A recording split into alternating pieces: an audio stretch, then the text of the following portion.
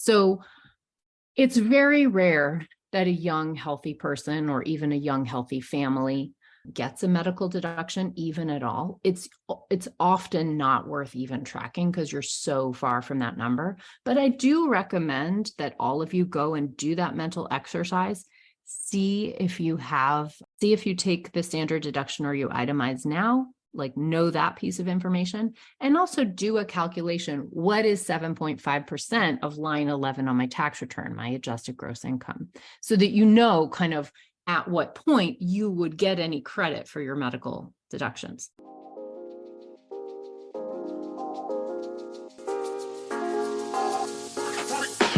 Welcome to the Sunlight Podcast. In this show, we're talking about taxes, money, and careers for self-employed people who have a big vision for changing the world with their work. I'm your host, Hannah Cole, artist, tax pro, and the founder of Sunlight Tax. If you're a creative or soul-centered entrepreneur or wellness practitioner who wants to grow your business sustainably, manage your taxes, and build a stash of fuck you money so you can control your time and have a bigger impact with your work, you are in the right place.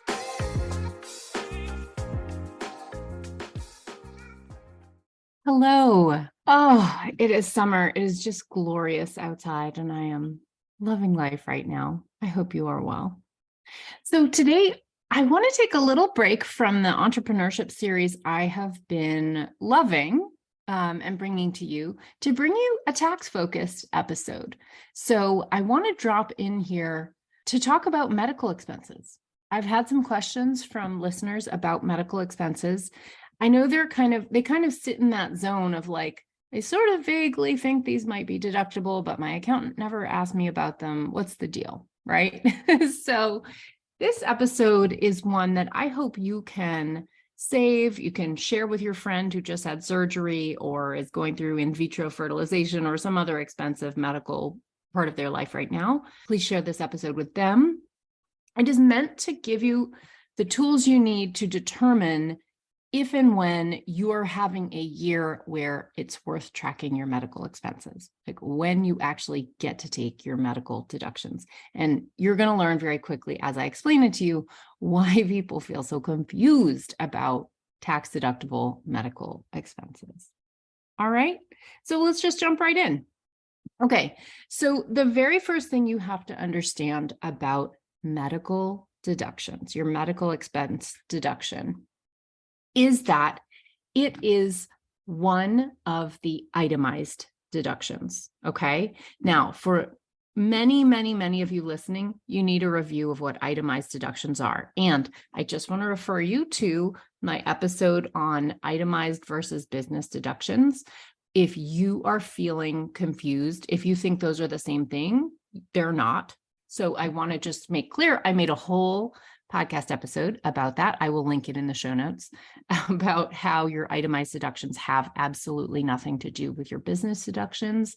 And if you have a Schedule C, if you work for yourself, you absolutely are entitled to all your business deductions, whether you itemize or not, okay? Itemizing is a separate thing. So first we'll need to explain what itemizing is, because you're only going to get medical deduction expenses if you itemize, all right? Okay, so first we'll explain that, and then we'll get into some detail about when the numbers break in your favor and when it's going to be worth tracking your medical expenses. The short, quick version, if you just want to know if this episode is for you or not right away, the quick version is only in a year when your medical expenses are very, very, very high. And if they are, exceedingly, outrageously high, yeah, you're probably going to get them at that point, and I'll tell you exactly how. But if they're not, you might be in the more borderline zone, okay? So again, I'll give you all the tools you'll need to know if this counts for you, and I'll give you a quick little review list at the end, so you can be sure that after you've learned those sort of harder parts, that you've got your sort of 5-point checklist at the end, okay? That's what's in store for you today on today's episode. And again, if you have a friend going through a medically difficult time right now, please share this episode with them, because that is who is really going to benefit the most.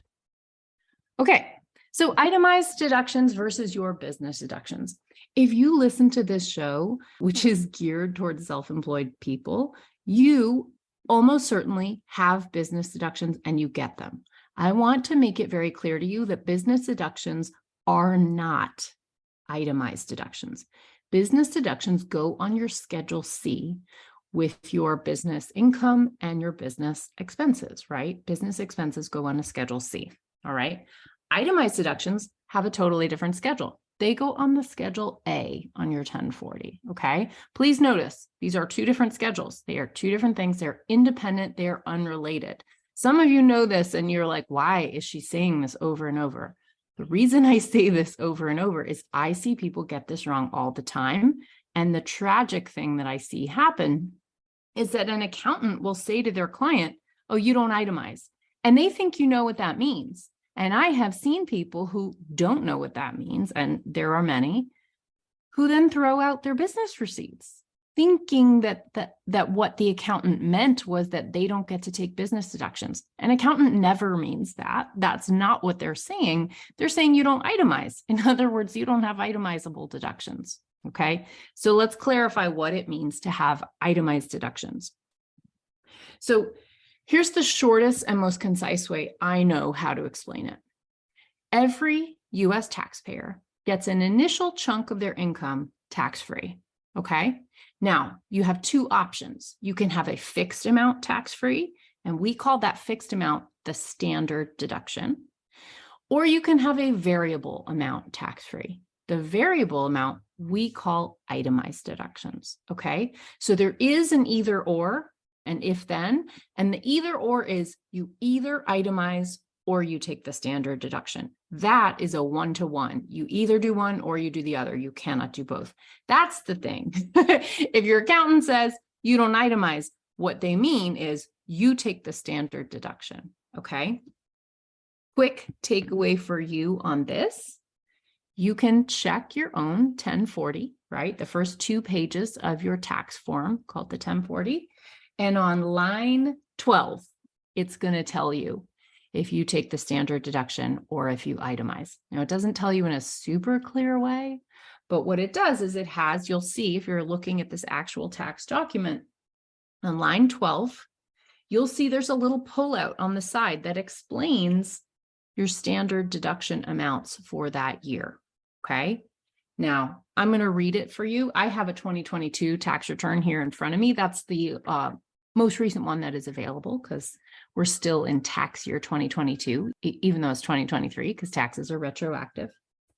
So I'll read it to you. All right. This is what the standard deduction is for 2022. So if you haven't filed your taxes yet, if you're on extension, this is what you're getting for the year. If you're single or married filing separately, your standard deduction is $12,950. In other words, your tax-free chunk is $12,950. If you're married filing jointly or you're a qualified surviving spouse, your standard deduction for 2022 is $25,900. If you're a head of household, which generally means that you're single, but you have a dependent or multiple, then your standard deduction is $19,400. Okay. So those are the standard deduction amounts. That's the tax-free amount by default if you don't itemize. Okay. I want you to be aware that 90% of US taxpayers take the standard deduction. Only 10% itemize. So chances are good that you don't itemize. You take the standard deduction. But in other words, those numbers I just listed to you, and you can refer back to them by printing a blank 1040 off the IRS website like I just did, or you can look at your own tax return and you'll see line 12, it'll show you those standard deduction amounts. Now, these change every year. They increase a little bit each year. So if you're, looking at a 2023 tax return, 2024 tax return, if you're listening to this episode years in the future, these amounts will be slightly higher, but they'll be around that amount. So, in your head, around $13,000 if you're single, around double that if you are married filing jointly, and head of household is kind of splitting the difference in between those two numbers, right? That is your baseline in your head amount for what your standard deduction is. You can always look this up online. It's a highly Googleable item, okay? So that's a standard deduction. Now, If you have itemizable deductions that are greater than the standard deduction amount, then you're going to itemize. So you get to choose whether you itemize or take the standard deduction. And the choice is simple. You take the bigger number, right? You take the bigger tax-free number. You get to take either one. So it's sort of a no-brainer. Okay. So you're only going to itemize if your itemizable deductions are higher than those amounts I just listed, higher than the standard deduction. Okay. So what are itemized deductions? The big ones are charitable contributions, state and local taxes capped at $10,000, used to be infinite, but the Republican tax law changes of 2018, they capped it at $10,000. So charitable, state and local taxes capped at $10,000, medical expenses that exceed 7.5% of your adjusted gross income. Okay. And we'll get into all of that. That's what this episode is about. And the last one is mortgage interest. Okay.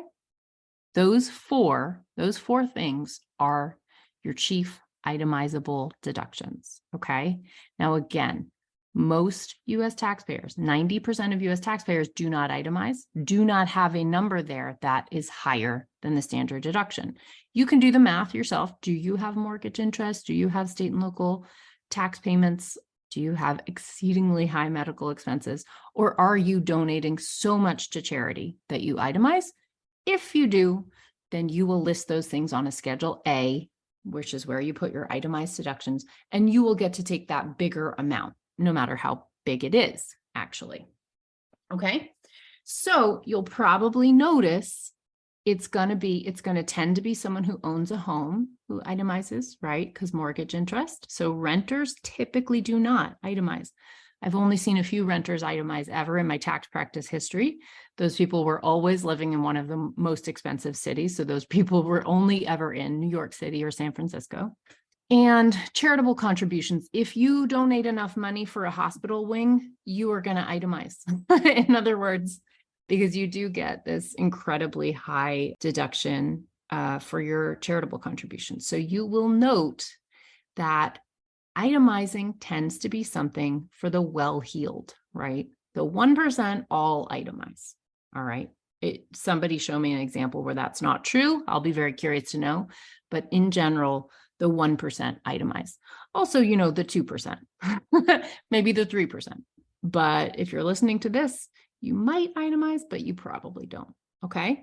So if you have those expenses that I listed, charitable, state and local taxes capped at $10,000, mortgage interest, or medical expenses that exceed 7.5% of your adjusted gross income, you add those four things together, right? So you can put those all into the same bucket, the itemized bucket. And if that bucket outweighs the standard deduction bucket, then you will itemize, okay? So please understand, if you're single, you need almost $13,000 worth of those types of expenses to even bother itemizing, right? To even bother tracking things like your charitable contributions or your medical expenses, okay? Now, I do recommend that you have a folder, like hanging file folder, and also a folder in your inbox. If you do make charitable contributions and you do have medical expenses, I mean, who doesn't have medical expenses? And do save the receipts, toss them in there, but don't bother sorting them. Don't bother tracking them until you hit a certain threshold, okay? That's my recommendation to you. Have the receipts so that if you do get in a car accident or suddenly decide you're going to do in vitro fertilization treatments, now you have the receipts from the earlier part of the year and you can use those. Okay, that's my recommendation to you. But I wouldn't bother spending any time sorting them or doing bookkeeping with them because the odds are very high that you're not going to get anything out of them. So in other words, what I want you to do is know your baseline, okay? So I want you to know if, in general, you take the standard deduction, which is probably the case, or if you don't. If you do itemize already, then it's a good idea to track your medical expenses because you're more likely to be able to take them, okay? And again, you can always look at line 12 of a 1040, which you can just pull off the IRS website, and you can remind yourself what those standard deduction limits are, so you know how high your expenses have to get on the itemized side in order to be an itemizer. All right, now let's dig in more specifically to the medical piece, okay? So you have to keep in mind that these are only going to count once that bucket of itemizable deductions exceeds that standard deduction. I know I sound like a broken record, but people really do not know this. And so I'm really trying to make it extra clear and repeat it 1,000 times, okay? Okay, so the rule for medical expense deductions is you only get to start deducting medical expenses once they exceed 7.5% of your adjusted gross income. All right, so let's talk about what that means. First of all, what's your adjusted gross income? Your adjusted gross income is something you can find on line 11 of your 1040, okay? Again, you can go ahead and print a blank 1040 tax form off the IRS website, and you can just look at line 11. If you're looking at your last tax return, look at line 11, and that will show you your adjusted gross income. This is one of those baseline numbers that's very important to know because a lot of things in your taxes are calculated off of that number. Here, I'm giving you the example of your medical expenses, which are calculated off of that number. Okay, so it's good to know your adjusted gross income, and it's good to know whether you itemize or take the standard deduction. These are two key pieces of knowledge about your own tax return, your own tax situation, to help you make decisions year round. So in general, just that's a good takeaway for you from today. And they're side by side on your tax return. Line 11 is your AGI, and line 12 tells you whether you take the standard deduction or you itemize. Okay, so you can see on line 11 what your AGI was for the prior year. Now, of course, AGI is a moving target, right? Because your income is not going to be exactly the same every year, right? But in general, we tend to base things off of the prior year, assuming that your years will tend to look similar to each other, okay? So you'll look at line 11, your AGI from last year, and you're going to calculate what 7.5% of that number is. And that is your floor for your medical expense deduction, okay? Let me illustrate with an example. So let's say your AGI, I'm going to use nice, easy, round numbers for you. Let's say your AGI is $100,000, okay? Your adjusted gross income is $100,000. 7.5% of $100,000 is $7,500. What that means is I spend money on medical things, qualified medical expenses, but I only start getting to deduct them off my tax return once they are greater than $7,500. In other words, my $7,500 first dollar is my first deductible dollar of medical expenses, okay? So if I spend $8,000 on medical items and my AGI is $100,000, I get a $500 medical deduction, okay? So you can start to see where you start to get a lot of your deduction proportionally only when that medical expense for the year is pretty enormous, okay? There are people who have enormous medical expenses, and if you are in that boat, you probably will itemize, and the reason you will itemize is probably because of those enormous medical deductions, medical expenses, all right? So it's very rare that a young, healthy person or even a young, healthy family gets a medical deduction even at all. It's often not worth even tracking because you're so far from that number. But I do recommend that all of you go and do that mental exercise. See if you take the standard deduction or you itemize now, like know that piece of information, and also do a calculation. What is 7.5% of line 11 on my tax return, my adjusted gross income, so that you know kind of at what point you would get any credit for your medical deductions. Now, I want to remind you about itemizing. Again, I was giving that example of someone with $100,000 AGI who had $8,000 in medical expenses. So that person has a $500 worth of deductible medical expenses, right? $500 that exceeds 7.5% of that AGI. Now, $500, remember, even though that is now a deductible medical expense, $500 is not going to push me into being a person who itemizes, right? So only if in combination with my mortgage interest, charitable contributions, and state and local taxes capped at $10,000, only if in combination all those numbers exceed the standard deduction am I going to itemize and therefore get any credit for that medical expense, okay?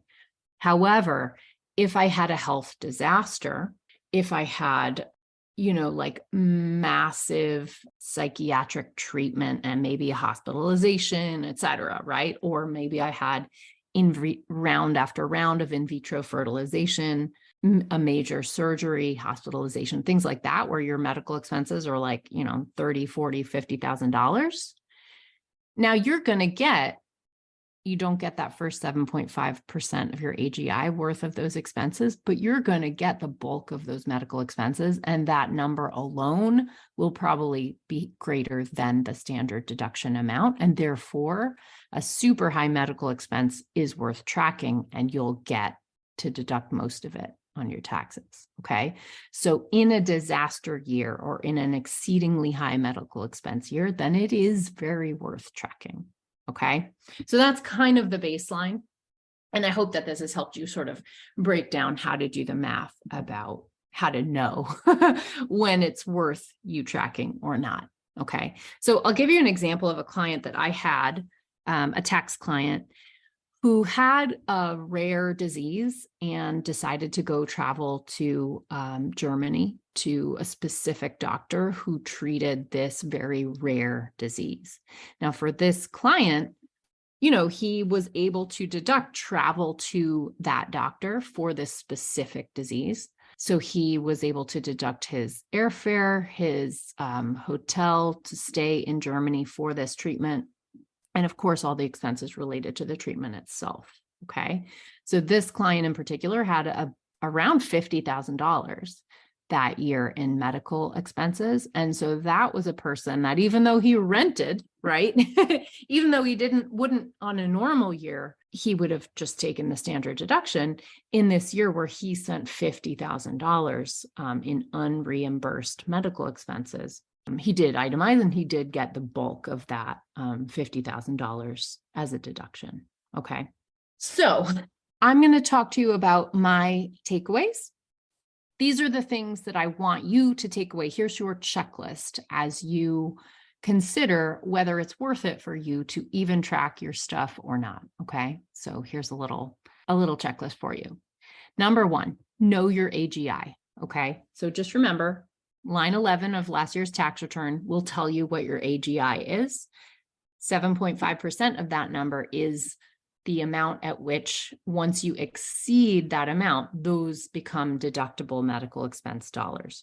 Remember, they still have to go into the bucket of itemized deductions, and you still have to exceed the standard deduction.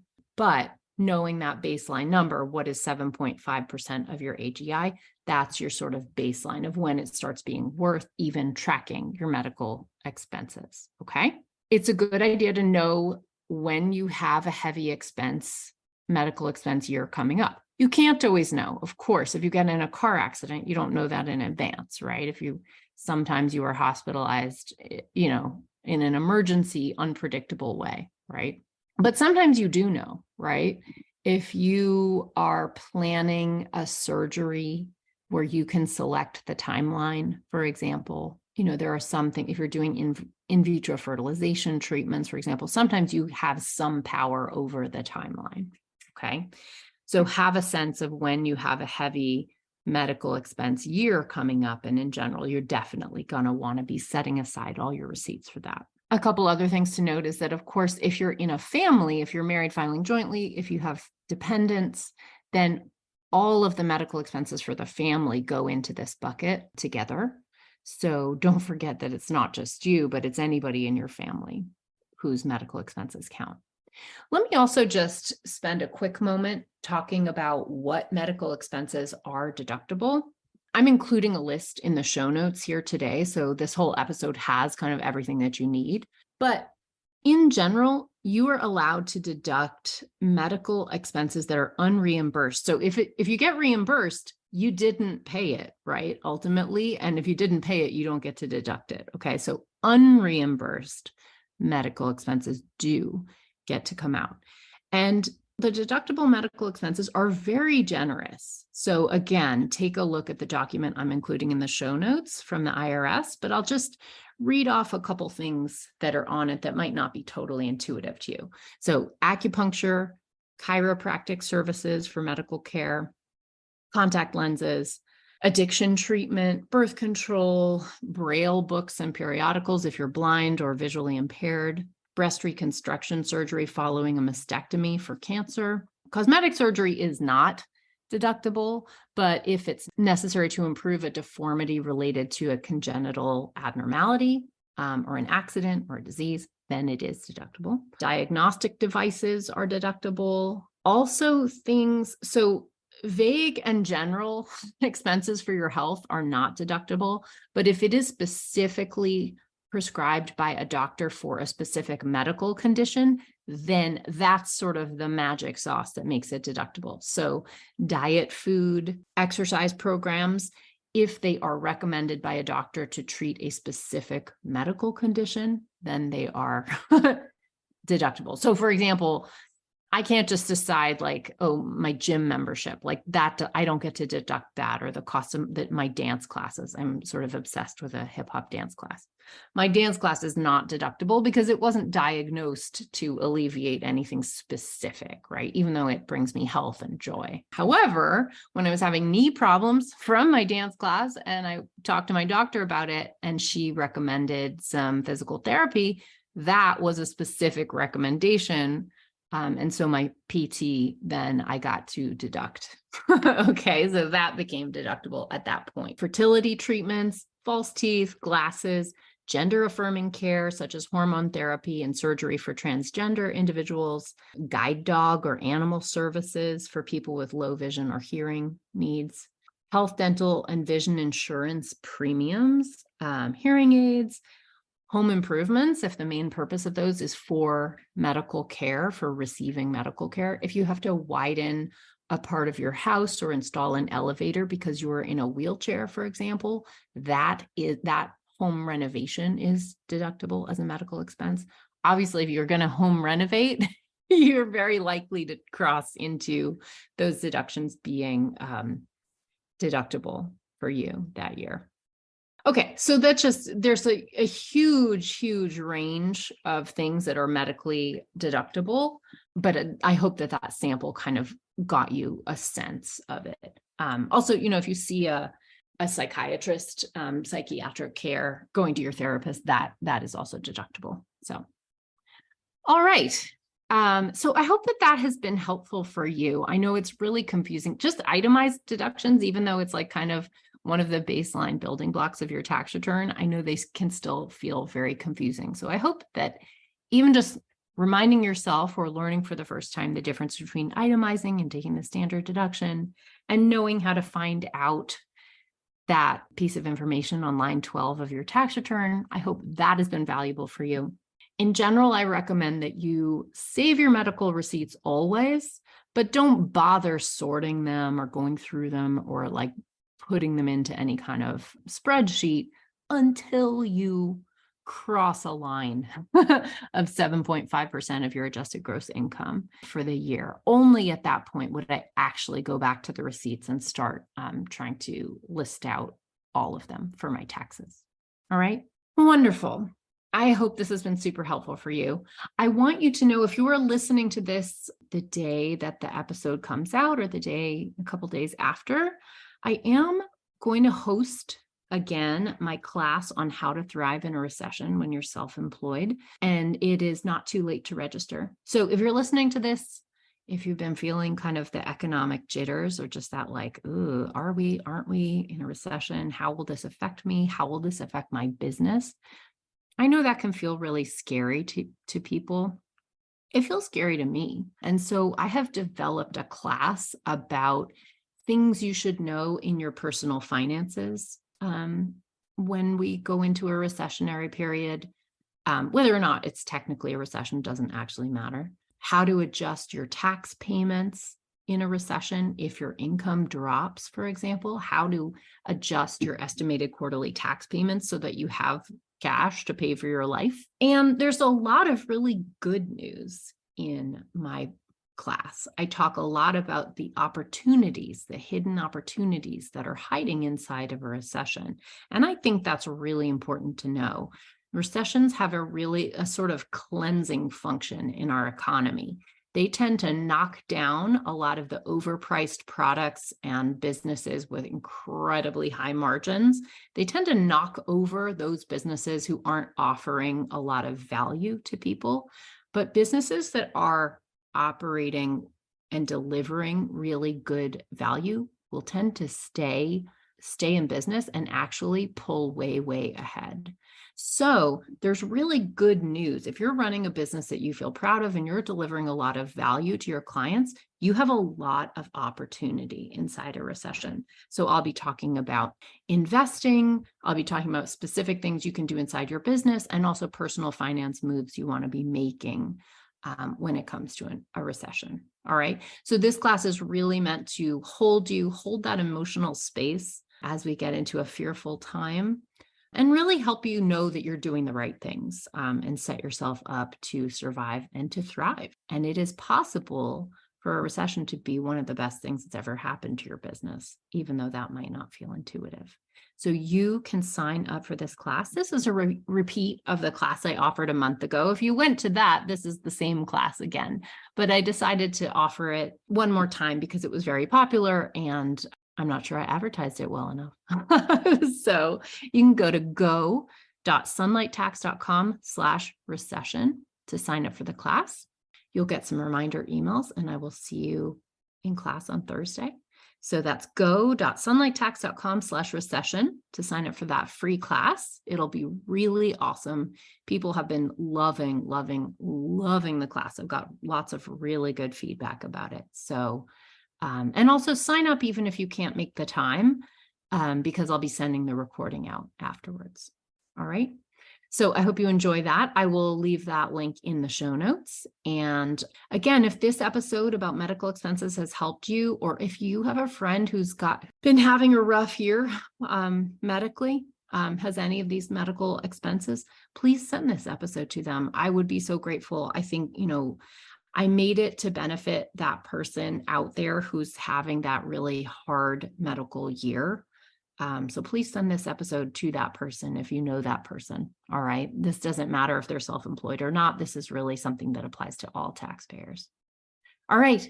Thanks so much for joining me, everybody. It's been my pleasure. And as always, if you have any questions or thoughts about this episode, you can always let me know at Sunlight Tax on Instagram. Just send me a message there. All right. I'll see you on the next one. Bye. Thank you for listening. If you like the show, be sure to subscribe, leave a review. It really helps, and share it with a friend. I'm so grateful. This podcast is for education and entertainment only. Nothing in this episode should be taken as individual tax or financial advice. You can find all the tools, books, and links we reference at sunlighttax.com/podcast.